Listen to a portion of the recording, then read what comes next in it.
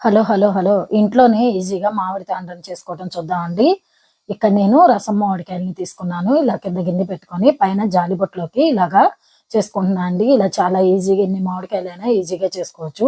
ఇలాగా అన్ని మామిడి పళ్ళల్లోంచి రసాన్ని తీసి పక్కన పెట్టుకొని, ఇప్పుడు స్టవ్ వెలిగించి ఒక బాండీ పెట్టుకోండి. దీనిలోకి మనం ముందుగానే తీసుకున్న మామిడికాయ జ్యూస్‌ని ఇందులోకి వేసి, ఒక చిన్న కప్పుతోటి బెల్లాన్ని వేసుకుంటున్నాను. మీరు ఈ ప్లేస్‌లో పంచదారని గూడా వాడొచ్చు. ఇలా వేసుకొని ఇదనేది చిక్కపడ్డాక స్టవ్ ఆఫ్ చేసుకొని, ఇప్పుడు ఒక ప్లేట్‌కి ఆయిల్ అప్లై చేసుకొని, మనం బాగా మరిగించుకున్న మామిడికాయ జ్యూస్‌ని ఇందులోకి వేసి, ప్లేట్ అంతా అప్లై అయ్యేలాగా ఉంచుకొని 2 డేస్ ఆరనివ్వాలండి. మీరు ఎండలో ఆరబెట్టినా సరే, ఫ్యాన్ కింద ఆరినా సరిపోతుంది. ఇది మీకు సంవత్సరం పాటు నిల్వ ఉంటుందండి. మామిడి తాండ్ర అనేది చాకుతో ఇలా కట్ చేసి తీసుకోవటమే. మీకు ఎంతో టేస్టీగా ఉండే మామిడి తాండ్ర రెడీ అండి. ఇలాగా మీకు ఏ షేప్‌లో కావాలో ఆ షేప్‌లో ముక్కలనేవి కట్ చేసుకొని తీసుకోండి. నిజంగా చాలా అంటే చాలా బాగుంటుంది. టేస్టీగా ఉండే మామిడి తాండ్ర